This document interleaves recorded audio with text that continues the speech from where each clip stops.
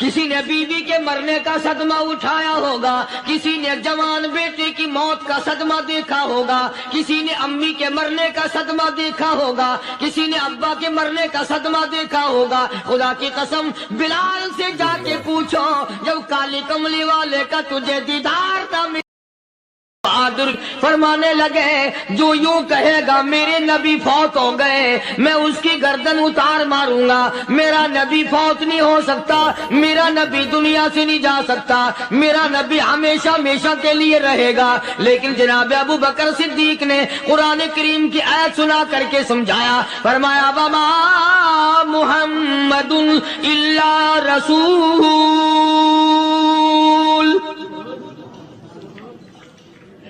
قد خلت من قبلہ الرسل۔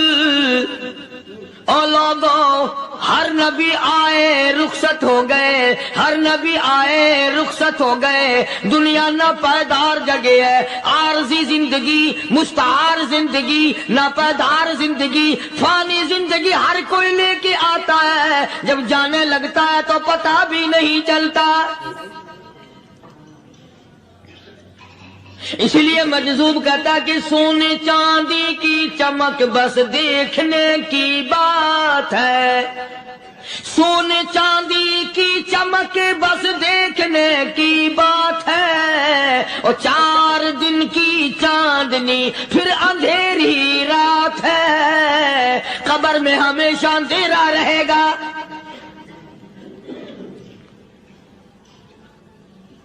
صحابہ اکرام نے وہ صدمہ دیکھا، وہ پریشانی دیکھی، کائنات میں کسی نے نہیں دیکھی۔ کسی نے بیوی کے مرنے کا صدمہ اٹھایا ہوگا، کسی نے جوان بیٹے کی موت کا صدمہ دیکھا ہوگا، کسی نے امی کے مرنے کا صدمہ دیکھا ہوگا، کسی نے ابا کے مرنے کا صدمہ دیکھا ہوگا۔ خدا کی قسم بلال سے جا کے پوچھو، جب کالی کملی والے کا تجھے دیدار تھا ملا، تیرا کیا حال بنا؟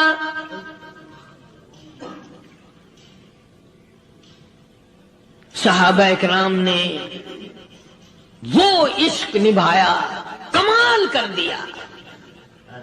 بڑے سے بڑی مصیبت آئی، اسلام کا سودا نہیں، ایمان کا سودا نہیں، دنیا کی طرف آئے ہی نہیں۔ کون ان حضرات کا مقابلہ کرے گا؟ کئی لوگ کہہ دیتے ہیں جی صحابہ انسان تھے، ان سے بھی غلطی ہو، میں ٹھیک ہے، میں کہتا ہوں تھے تو انسان، پر یہ دیکھو شاگرد کس کے ہیں۔ صحابہ ہے تو انسان، پر یہ اندازہ لگاؤ مرید کس کے ہیں۔ صحابہ ہے تو انسان، پر یہ سوچو کہ یہ مقتدی کس کے ہیں۔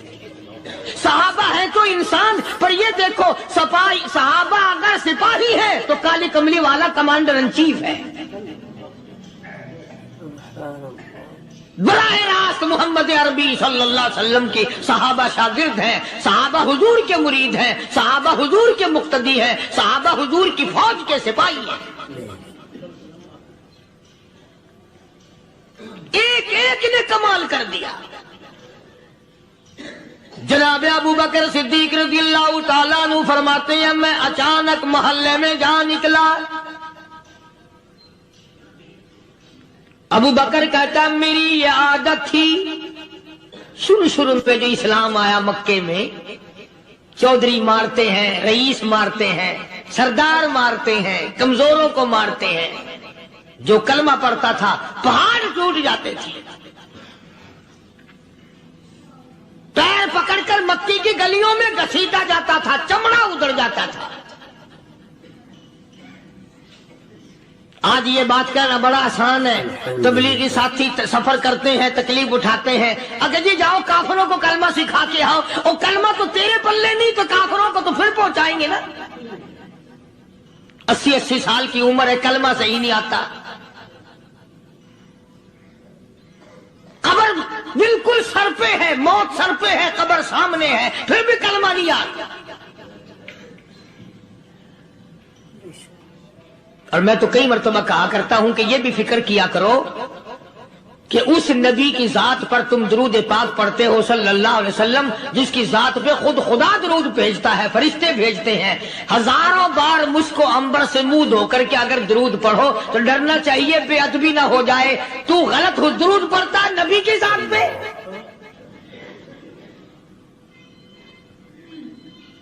اور اس کو صحیح کرنے کا فکر نہیں رکھتا۔ چنانچہ ابو بکر صدیق رضی اللہ تعالیٰ عنہ چکر لگاتے لگاتے ایک محلے میں جا نکلے، وہاں جا کے دیکھا ایک نوجوان ہے، غریب صحابی، نادار صحابی، مفلس صحابی، کافر کا غلام ہے، کالی کملی والے صلی اللہ علیہ وسلم کا کلمہ پڑھتا ہے، کافروں نے پکڑ کر گرم گرم ریت پہ اوندا کر کے لٹایا ہوا ہے، اور کئی کافر اس صحابی کی کمر پہ چڑھ کر لتاڑ رہے ہیں، اس کی کمر پہ چڑھے ہوئے ہیں۔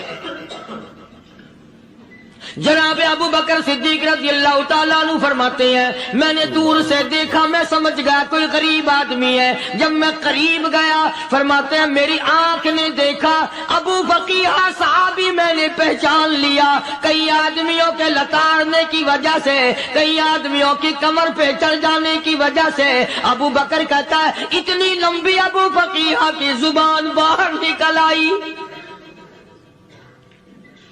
منہ سے زبان باہر لٹکی ہوئی ہے، مار رہے ہیں کافر۔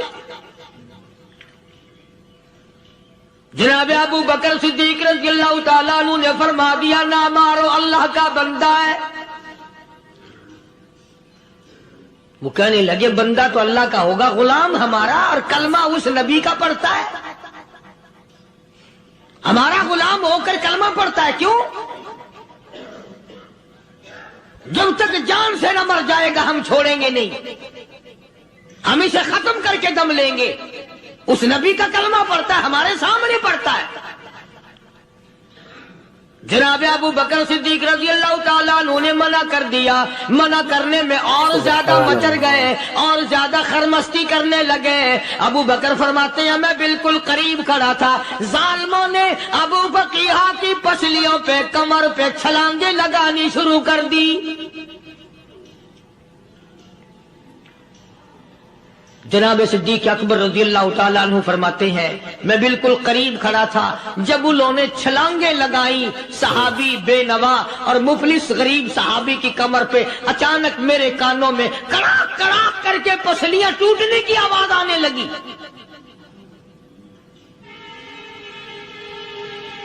میرے سے برداشت نہ ہوا، میں برداشت نہ کر سکا۔ جناب ابو بکر رضی اللہ تعالیٰ عنہ فرماتے ہیں میں نے کہا ظالمو سودا کر لو، میں خرید لوں گا۔ انہوں نے جو منہ مانگے، دام مانگے، جناب ابو بکر صدیق رضی اللہ تعالیٰ عنہ نے وہ دام دے دیے، پیسے دے دیے۔ ہاں ہاں، غریب کی ہمدردی کی، مظلوم کی ہمدردی کی۔ آج ہمارے پاس جو پیسہ ہے وہ کنجری پہ خرچ ہو سکتا ہے، بدماشی پہ خرچ ہو سکتا ہے، ٹیپ ٹلو اور فیشن پہ خرچ ہو سکتا ہے، اللہ کے دین پہ خرچ کرنے کی ہمیں توفیق نہیں ہوتی۔ سارے سال کی کمائی کا حساب لگائیں کہ ہم نے کتنا اپنے بیوی بچوں پہ خرچ کیا، کتنا اللہ اور اس کے رسول اور اللہ کے قرآن پہ خرچ کیا، 100-2% بھی نہیں بنتا۔ جناب ابو بکر رضی اللہ تعالیٰ عنہ نے ابو فقیہ رضی اللہ تعالیٰ عنہ کو خرید لیا، کافروں کے نیچے سے نکال لیا، کپڑے جھاڑے، زخموں پہ مرہم پٹی کی۔ ابو بکر دوڑے دوڑے پانی کا پیالہ لے آئے اور فرمانے لگے ابو فقیہ تجھے بڑی مار پڑی ہے، بڑی تکلیف پہنچی ہے، میں نے تیری زبان باہر لٹکی ہوئی دیکھی، نکلی ہوئی دیکھی، خشکی آ گئی ہوگی، زبان پہ کانٹے جم گئے ہوں گے، تھوڑا سا پانی پی لے۔ ابو فقیہ کہتا ابو بکر تیرے احسان کا بدلہ خدا دے گا، تیری مہربانیوں کا بدلہ خدا دے گا، میں نہیں دے سکتا، تو نے پیسے خرچ کر کے مجھے آزاد کرایا، میں تجھے دعا دے سکتا ہوں، میں غریب ہوں، میں نادار ہوں، میں مفلس ہوں، میں مسکین ہوں، اور ابو بکر تنگ نہ کر، میں پانی پی نہیں سکتا۔ کیا بات ہے، کیوں پانی نہیں پی سکتا؟ کہنے لگا ابو بکر تجھے کیا معلوم ہے جن کی وجہ سے میری پسلیاں توڑ دی گئی، جن کی وجہ سے مجھے مارا گیا، جن کی وجہ سے مجھے لتاڑا گیا، جن کی وجہ سے میری پسلیاں توڑی گئی، جن کی وجہ سے میرا یہ حال کیا گیا، جب تک میں آقا کا دیدار نہ کر لوں میں پانی کی بوند پی نہیں سکتا۔ مجھے پہلے شربت دیدار پینا ہے۔ میں نے سرکار مدینہ صلی اللہ علیہ وسلم کی زیارت پہلے کروں گا، پانی بعد میں پیوں گا۔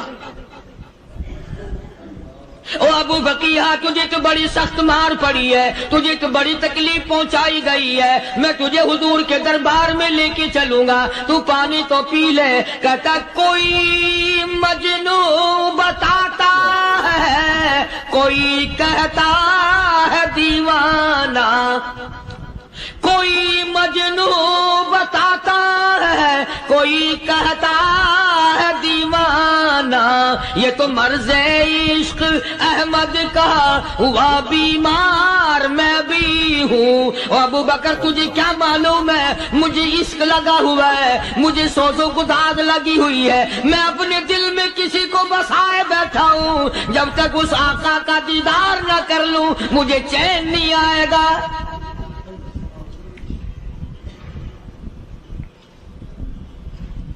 ہمیں عورتوں سے محبت ہے، ہمیں اولاد سے محبت ہے، ہمیں کوٹھی بنگلے سے پیار ہے، ہمیں روپے سے پیار ہے، ہمیں بڑی جاہ و حشم سے پیار ہے، اور خدا اور اس کے رسول سے پیار کرنے والے لوگ مدینے کے قبرستان میں سو گئے،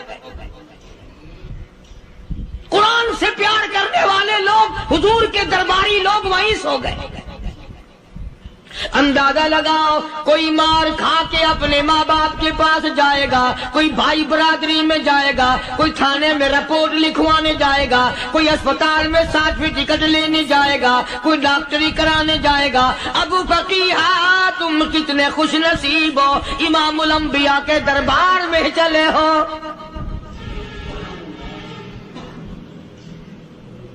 حضور اکرم سب کہہ دو صلی اللہ علیہ وسلم کے دربار میں ابو فقیہ کو لایا جا رہا ہے۔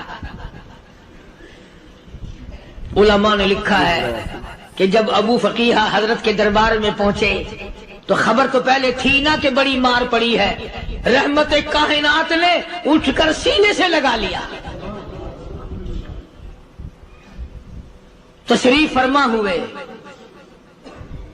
فرمایا ابو فقیہ جی حضور، میں نے سنا ہے تو نے پانی نہیں پیا، اتنی مار پڑی، تیری پسلیاں توڑ دی گئی، تیری کمر پہ چھلانگیں لگائی گئی، تجھے گرم گرم لیٹ پہ لٹایا گیا، تیری زبان باہر نکل آئی، اور میں نے سنا ہے تو نے پانی نہیں پیا۔ کہتا ہے آقا ہاں نہیں پیا۔ فرمایا کیوں نہیں پیا؟ کہتا ہے آقا میں اس وقت پانی پیتا، میرے منہ میں صرف پانی جاتا، اب پیوں گا ہاتھ تیرا ہوگا، منہ میرا ہوگا، پانی میرے منہ میں جائے گا، مجھے حوض کوثر کا مزہ یہی آ جائے گا، مجھے لطف آئے گا محمد عربی صلی اللہ علیہ وسلم کے ہاتھ سے پانی پینے کا۔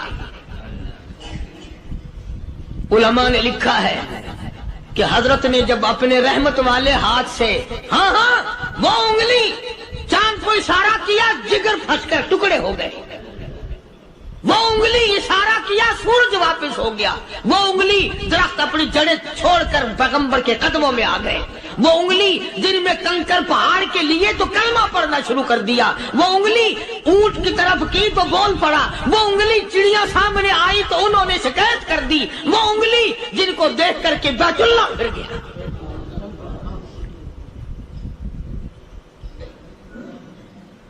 مدنی کریم صلی اللہ علیہ وسلم نے یوں پانی کا پیالہ اٹھایا، ابو فقیہ نے پیالہ پکڑنے کے لیے یوں آگے کو ہاتھ کیا، فرمایا اب وہی بات ہوگی، ہاتھ میرا ہوگا منہ تیرا ہوگا، میں اپنے ہاتھ سے پلاؤں گا۔ ابو فقیہ کو پانی پلا دیا، اور پانی پلانے کے بعد پوچھا اب تیرا کیا حال ہے، اب حال کیا ہے؟ کہتا ہے آقا تیرے چہرے پہ فدا شمس و قمر، تیرے چہرے پہ فدا شمس تصدق شام و سحر،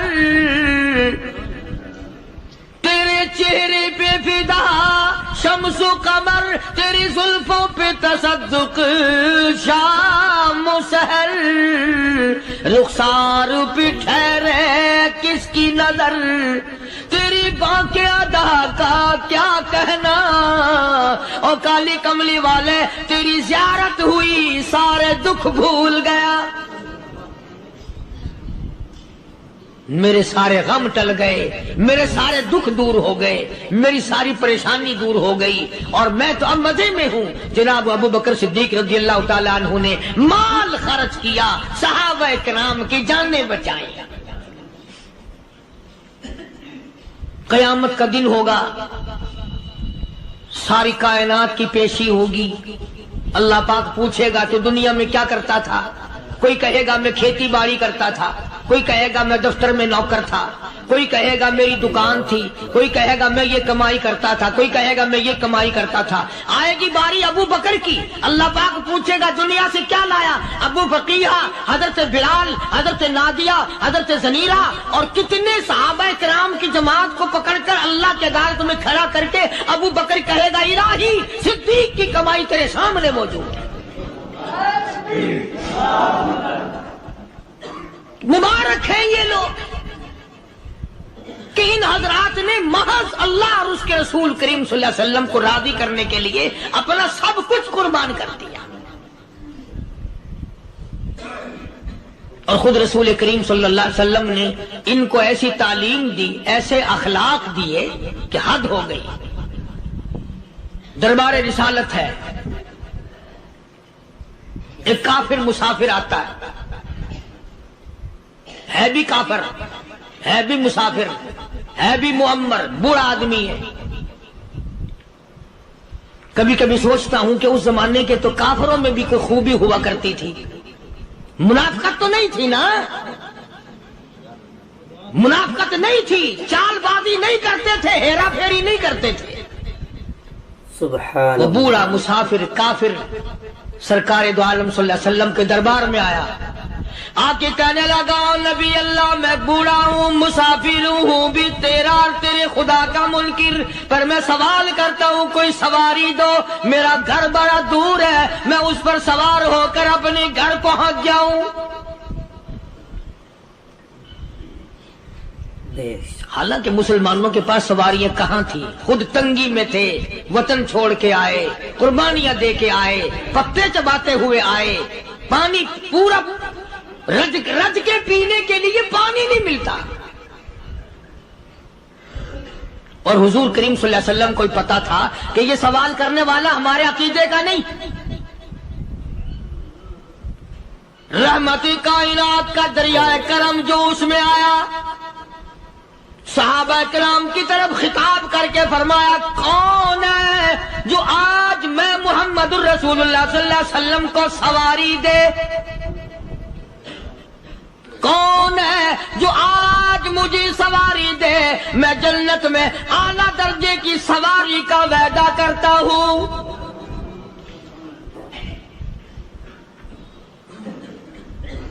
حضرت عبادہ بن ثابت رضی اللہ تعالیٰ عنہ صحابے اٹھے اور اپنی ڈاچی، اپنی اونٹنی حضور کے ہاتھ میں پکڑا دی، اور حضور نے اس مسافر کو دے دی کہ لے بھائی سواری تجھے مل گئی۔ اب وہ مسافر جو تھا بوڑھا، وہ کہنے لگا جی میرے پاس کپڑا بھی نہیں ہے، اب تم جیسا اگر کوئی سیٹ ہوتا نا آنکھیں نکالتا کہ ہم نے تیرے لیے یہاں کو ٹیکسٹائل مل چلا رکھے، سواری مل گئی تو اور آگے کو چل گیا، راستہ پکڑا پڑا جا۔ خدا جانے دھکے دیتے، خدا جانے مکے مارتے، خدا جانے کتنی باتیں بناتے۔ امام الانبیاء محبوب کبریا حضرت محمد مصطفیٰ صلی اللہ تعالی علیہ وسلم پھر کھڑے ہو گئے، صحابہ کرام کو خطاب کر کے فرمایا کون ہے جو آج مجھے کپڑا دے، کل میں جنت میں اعلیٰ درجے کی پوشاک اور لباس جوڑوں کا وعدہ کرتا ہوں۔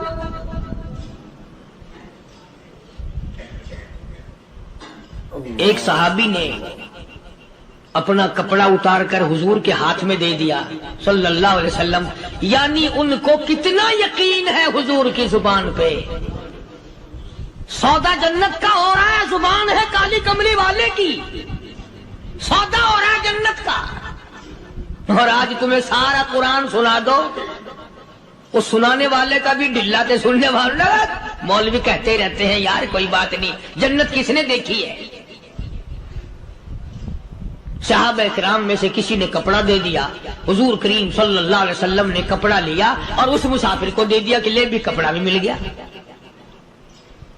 ہے بھی کافر، اپنے عقیدے کا نہیں، اپنے قبیلے کا نہیں، اپنے خاندان کا نہیں. اب وہ کہنے لگا کہ نبی اللہ مجھے بھوک بھی لگی ہے، میں نے روٹی بھی کھانی ہے. مدنی کریم صلی اللہ تعالی علیہ وسلم پھر کھڑے ہو گئے اور صحابہ کرام کو خطاب کر کے فرمایا کون ہے جو مجھے آج کھانا دے، روٹی دے، کل میں جنت میں اعلیٰ درجے کے کھانے کا وعدہ کرتا ہوں.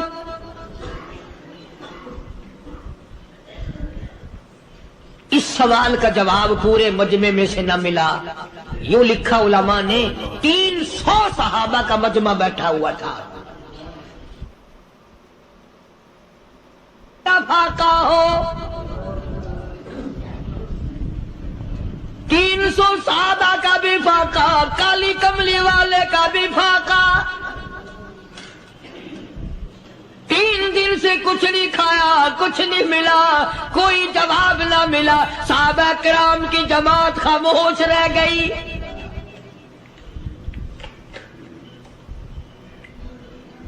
سلمان فارسی رضی اللہ تعالیٰ عنہ اٹھے اور اس مسافر کا ہاتھ پکڑا اور کہنے لگا میں تجھے ایسے دروازے پہ لے کے چلوں گا جہاں سے کچھ نہ کچھ کھانے کے لیے مل جائے گا. آیا ہے سلمان فارسی مسافر کو لے کر خاتون جنت سیدہ فاطمہ الزہرا رضی اللہ تعالیٰ عنہا کے دروازے پہ اور آواز لگائی یا اہل بیت رسول اللہ انطعموا فی سبیل اللہ.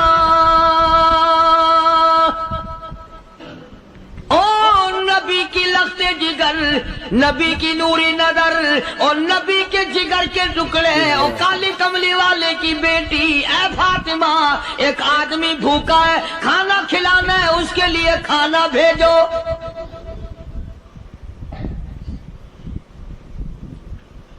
اندر سے آواز آتی ہے اور رونے کیسی آواز میں جواب ملا. سیدنا حسن سیدنا حسین رضی اللہ تعالیٰ عنہما، ان کی شکلیں دیکھو، 4 دن کے فاقے نے بچوں کی شکل بگاڑ دی. پیغمبر کے نواسوں کا فاقہ، پیغمبر کا نواسا، پیغمبر کی بیٹی کا فاقہ، تمام مسلمان فاقے سے ہیں. کوئی گلہ نہیں کرتا، کوئی شکایت نہیں کرتا، کوئی اعتراض نہیں کرتا. اسی حالت میں اگر جنگ بھی ہو جائے تو صحابہ پھر بھی پیچھے رہنے کو تیار ہیں.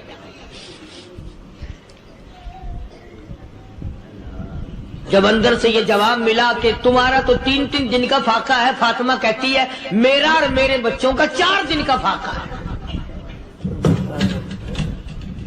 تو سلمان فارسی اس مسافر کو لے کے واپس ہونے لگا. اندر سے آواز آتی ہے خالی نہ جاؤ، میرے سر کی چادر لے جاؤ، یہ لے جا کر یہودی کے پاس گروی رکھ دو، گہنا رکھ دو، غلہ لے آؤ، میں پیس پکا کے کھلا کے بھیجوں گی.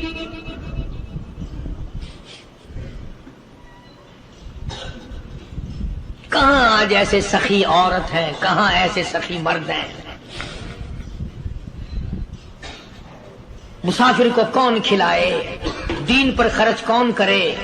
کسی طالب علموں کو، آپ میں سے اکثریت ایسے لوگوں کی ہے جنہوں نے ساری عمر میں، سارے سال میں کبھی ایک قرآن پڑھنے والے طالب علم کو روٹی نہیں کھلائی،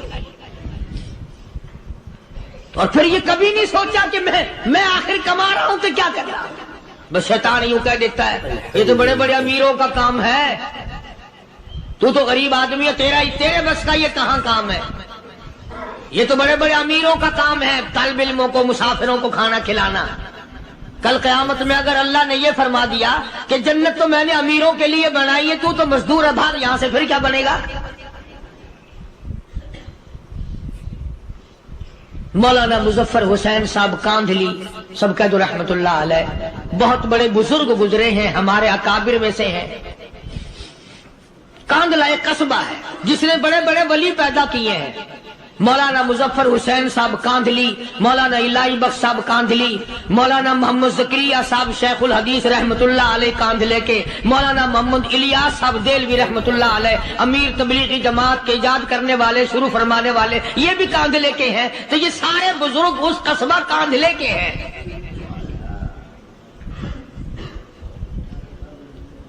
تو مولانا مظفر حسین پانی پت سے پیدل چل دیے اپنے کاندھلے کرانے کی طرف۔ راستے میں ایک بستی آئی، شام ہو گئی تو حضرت نے وہیں قیام کر لیا، ٹھہر گئے، عصر کی نماز پڑھی، مغرب کی نماز پڑھی، مسجد میں صفائی کی، اذان دی، کوئی ایک آدھ آدمی آیا تو جماعت کر لی۔ وہ جو آدمی آیا اس نے پوچھا مولانا آپ مسافر ہیں؟ کہ جی ہاں۔ کہ رات کو یہی رہو گے؟ کہ جی حضور۔ وہ آدمی 3 روٹیاں لے کر آیا اور مولانا نے وہ تینوں روٹیاں کھا لی اور سو گئے۔ تو مولانا فرماتے ہیں کہ مجھے اس رات میں حضور اکرم صلی اللہ علیہ وسلم کا 3 مرتبہ دیدار مل گیا۔ 3 مرتبہ حضور کی مجھے زیارت ملی۔ مولانا فرماتے ہیں میں تو اگلے دن بھی وہاں ٹھہر گیا کہ یہ جگہ چھوڑنے کی ہے، جہاں اتنی بڑی دولت ملے یہاں تو ساری عمر پڑا رہے آدمی۔ تو حضرت فرماتے ہیں کہ اگلے دن وہی مسافر، مولانا مسافر ہیں، وہی آدمی ہے، 2 روٹیاں لے کر آیا اور مولانا فرماتے ہیں میں نے 2 روٹیاں کھا لی تو اس رات کو مجھے 2 مرتبہ حضور صلی اللہ علیہ وسلم کا دیدار ملا۔ میں تیسرے دن بھی وہیں ٹھہر گیا۔ تیسرے دن شام کو وہی آدمی 1 روٹی لے کر آیا اور میں نے وہ روٹی کھا لی تو اس رات کو حضور کریم صلی اللہ علیہ وسلم کی 1 مرتبہ زیارت ہوئی، 1 مرتبہ دیدار ملا۔ تو مولانا فرماتے ہیں میری سمجھ میں یہ بات بیٹھ گئی کہ یہ نہ تو جگہ کی برکت نہ بستی کی برکت، یہ تو اس کی روٹیوں کی برکت ہے۔ 3 کھائی تو 3 مرتبہ دیدار ہوا، 2 کھائی تو 2 مرتبہ دیدار ہوا، 1 کھائی تو 1 مرتبہ، یہ تو اس کی روٹی کی کرامت ہے۔ تو وہی آدمی جو روٹی لانے والا تھا وہ کہنے لگا مولانا کل آپ تشریف لے جائیں، یہاں نہ ٹھہرنا۔ تو حضرت فرماتے ہیں میں نے کہا کیوں بھائی، مجھے تو ایسی دولت مل رہی ہے میں یہیں پڑا رہا ہوں۔ وہ کہنے لگا اللہ والے آپ کو پتہ نہیں، پرسوں میں مزدوری کر کے اتنا ہی آٹا لایا تھا کہ 3 روٹیاں بنی، اتنا ہی آٹا بنا تھا، 3 روٹیاں بنی، میں اپنے نام کی روٹی اٹھا کے چل دیا۔ میری بیوی نے پوچھا کہاں؟ میں نے بتایا مسجد میں ایک اللہ والا مسافر ہے۔ وہ کہنے لگی میں بھی فاقہ کر لوں گی، میرے نام کی روٹی بھی اس مسافر کے لیے لے جا۔ کہتا ہے میں نے دونوں اٹھا لی، تیسری روٹی ایک بچہ ہمارا اس کے لیے چھوڑ دی۔ وہ بچہ کہنے لگا اچھا ماں باپ جنت میں جائیں، بیٹا کدھر رہے گا، میں بھی فاقہ کروں گا، میرے نام کی بھی لے جا۔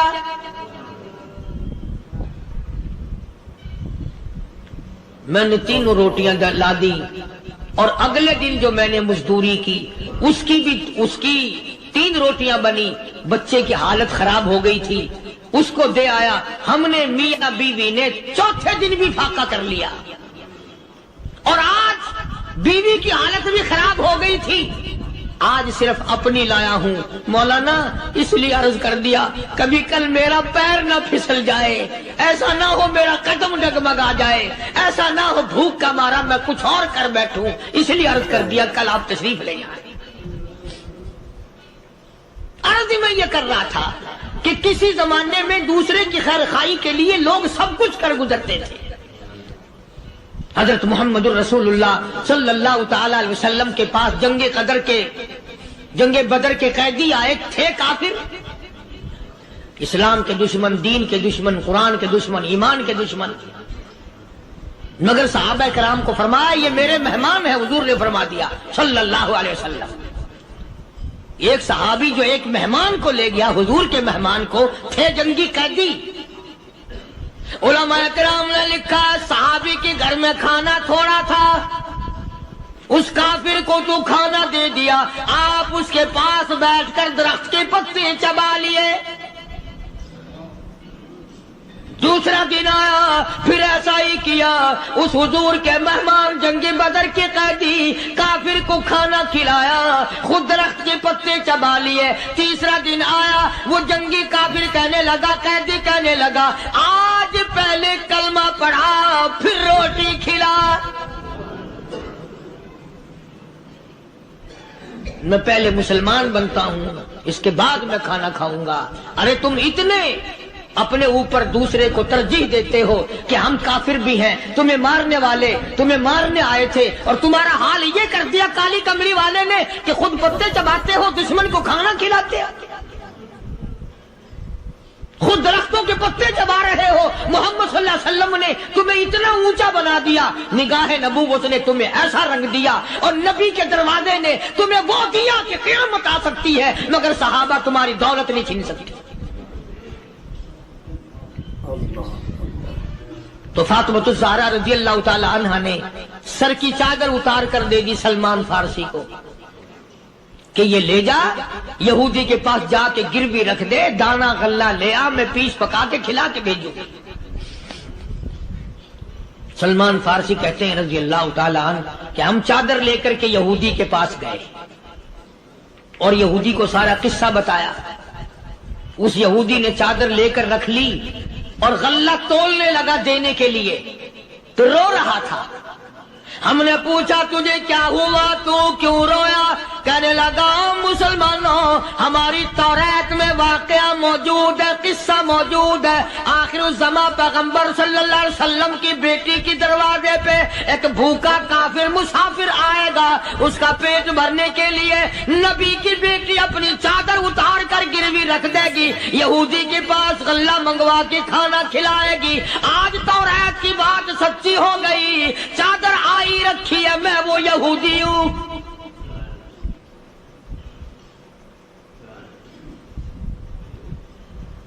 اور غلہ تول کر دے دیا. سلمان فارسی کہتے ہیں یہودی میری ساتھ ساتھ چل دیا. خاتون جنت سیدہ فاطمۃ الزہرا رضی اللہ تعالی عنہا کے دروازے پہ آیا، اور جب ہم نے غلہ دے دیا، چادر بھی اندر یہودی نے پہنچا دی کہ میں چادر بھی واپس دینے آیا ہوں. اور سلمان کو کہنے لگا اب دیر نہ لگا، دیر نہ کر. کیوں؟ میری توریت نے تصدیق کر دی کہ یہ نبی برحق ہے. اب ایسا نہ ہو میرا دم نکل جائے، میں کفر پہ مر جاؤں. جلدی کر، مجھے سرکار کے دربار میں لے چل، میں مسلمان بنتا ہوں.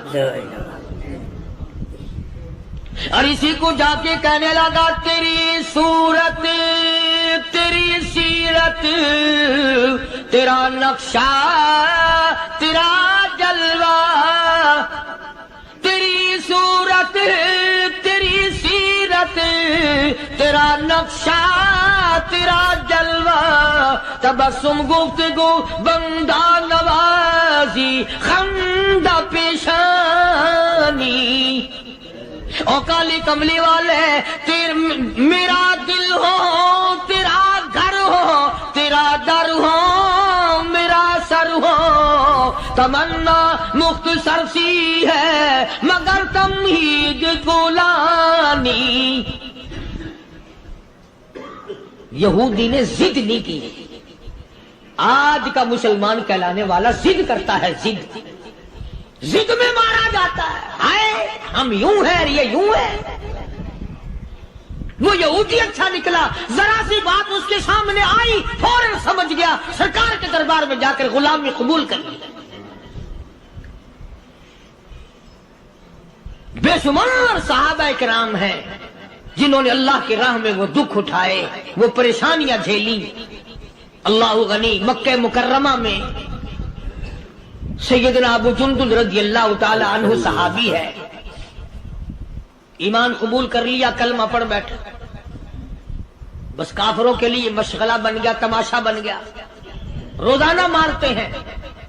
اندازہ لگاؤ مسلمانوں، ملتان کے رہنے والوں، سارا مکہ مارنے والا ایک ابو جندل مار کھانے والا۔ لڑکے مارتے ہیں، جوان مارتے ہیں، بوڑھے مارتے ہیں، پیر پکڑ کر مکے کی گلیوں میں گھسیٹے گھسیٹے پھرتے ہیں۔ رحمت کائنات حضرت محمد رسول اللہ صلی اللہ تعالی علیہ وسلم عمرے کے لیے تشریف لائے ہیں، کفار مکہ نے روک دیے۔ حدیبیہ میں مکے سے 6 میل پر حضور صلی اللہ علیہ وسلم تشریف فرما ہے، صحابہ کرام کی فوج ہے، لشکر ہے، سرکار دو عالم ہے صلی اللہ علیہ وسلم۔ ذرا توجہ کرنا، کلیجے پہ ہاتھ رکھ کے ابو جندل کے پیروں میں بیڑیاں ڈال رکھی ہیں، چلا نہ جائے، مدینے نہ بھاگ جائے، کھسک نہ جائے، نکل نہ جائے۔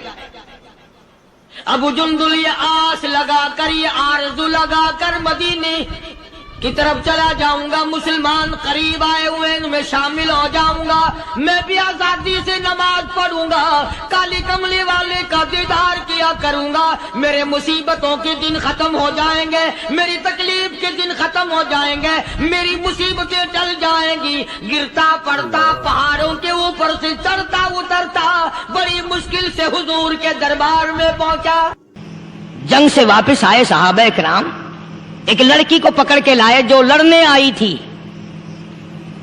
کفار کے ساتھ مل کر مسلمانوں کا مقابلہ کرنے آئی۔ میدان جہاد میں سے صحابہ کرام پکڑ کے لائے، قیدی ہے، کافرہ عورت ہے، غیر مسلم ہے۔ شہنشاہ کائنات حضرت محمد رسول اللہ صلی اللہ تعالی علیہ وسلم کے دربار میں لا کے بٹھا دیا۔ ننگے سر ہے، ننگے منہ ہے، ننگے ہاتھ پیر ہیں۔ اللہ اکبر، کبھی آپ نے سوچا نہیں کہ تو کتنے بڑے نبی کا امتی ہے، کتنے بڑے سردار کا غلام ہے۔ رحمت والی چادر اتار کر فرمائی، او بلال یہ میری چادر لے لے، اس لڑکی کے سر پہ ڈال دے، پردہ کرا دے۔ عرض کیا گیا کسی کافر کی لڑکی ہے، یہودی کی لڑکی ہے، عیسائی کی لڑکی ہے، غیر مسلم کی لڑکی ہے، میدان جہاد سے گرفتار کر کے لائی گئی، قیدی لڑکی ہے، لڑنے آئی تھی، مارنے آئی تھی، اسلام کی دشمن ہے، دین کی دشمن ہے، قرآن کی دشمن ہے، مذہب کی دشمن ہے، خدا اور اس کے رسول کی دشمن ہے۔ اللہ تعالیٰ کے نبی حضرت محمد کریم صلی اللہ علیہ وسلم نے فرمایا، او لوگو ٹھیک ہے، لڑکی کافر کی ہے، کفر کی حالت میں پلی ہے، کفر پھیلانے آئی ہے، کفر کو بچانے آئی ہے، اسلام کا مقابلہ کرنے آئی ہے، اسلام کو مٹانے کے لیے آئی ہے، پر اے میرے دیوانوں یہ تو بتاؤ، اپنے باپ کافر کے دربار میں بھی ننگے سر بیٹھے اور میں کالی کملی والے کے دربار میں بھی ننگی بیٹھے۔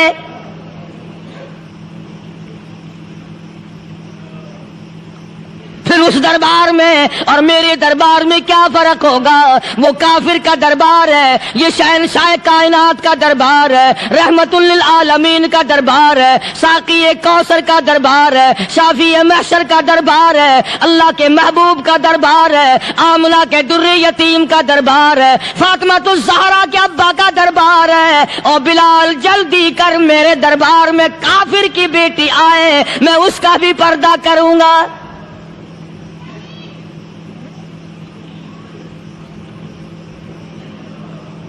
حضرت بلال رضی اللہ تعالی عنہ نے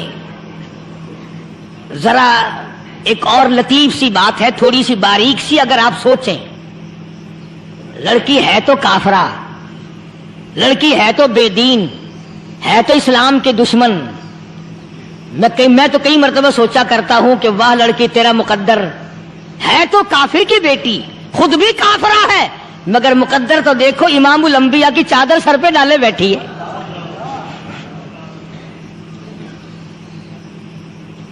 کہاں سوچیں یہ چیزیں، ہمارے دماغ یہاں تک کہاں رسائی کریں؟ آمین۔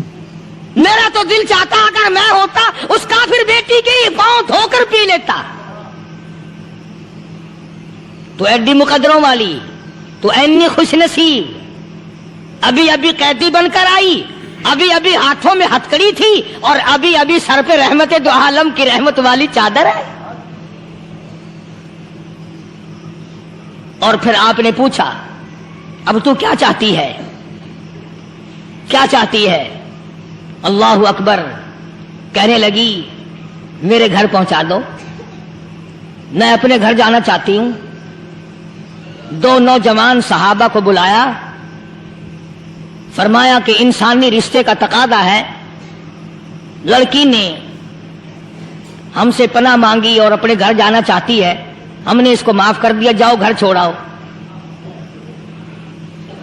اب گھر پہنچانے کا مطلب یہ تو تھا نہیں کہ حسین گائی پہنچا دو, دولت گیٹ پہنچا دو, خدا جانے کتنی دور گھر ہوگا, لڑنے جو آئی تھی. یوں لکھا ہے علماء اکرام نے, ذرا توجہ کریں. اور سچی بات تو یہ ہے, اپنے دامن میں بھی ہاتھ مار کے دیکھو کہ ہم کیسے ہیں. محمد الرسول اللہ صلی اللہ علیہ وسلم کے دو جوان دیوانے ساتھ ساتھ اس کے چلتے ہیں, ایک ادھر چل رہا ہے ایک ادھر چل رہا ہے. جنگل کا راستہ ہے, رات بھی راستے میں آئی ہے.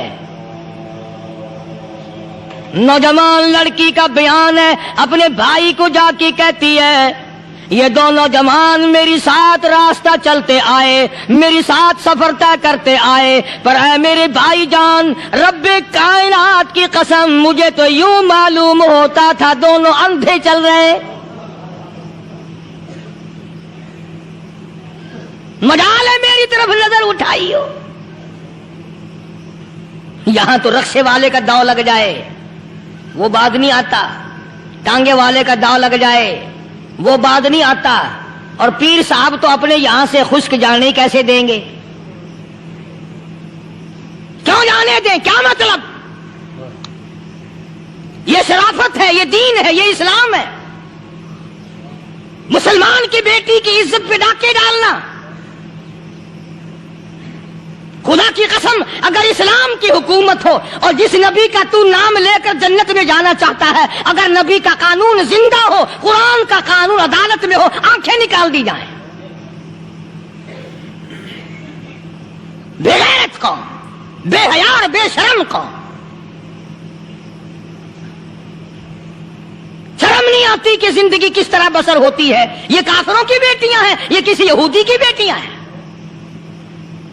چکلے چل رہے ہیں, بدماشی کے اڈے چل رہے ہیں, سب کو پتا ہے, افسروں کو پتا ہے, چھوٹے بڑوں لیڈروں کو پتا ہے. کون روکے, کس لیے روکے؟ پھر یاد رکھو بات محمد کریم صلی اللہ علیہ وسلم کی, فرمایا جس ملک میں جس شہر میں زنا ہوگا, اللہ کے نبی نے فرمایا وہ جس دن برباد ہوگا آواز بھی نہیں آئے گی.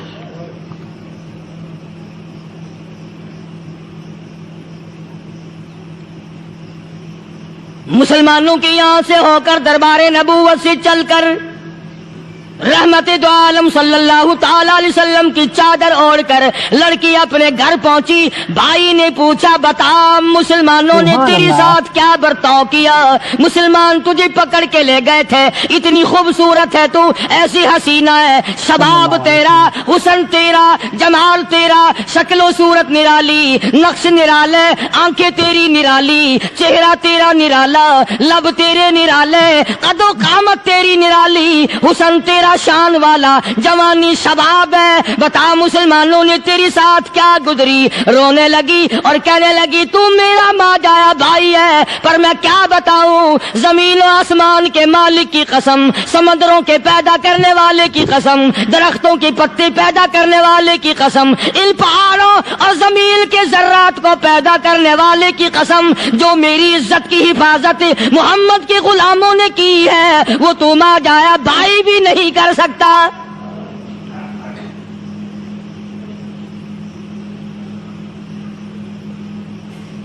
صداقت صداقت ہوتی ہے, حقیقت حقیقت ہوتی ہے, چھپتی تو نہیں.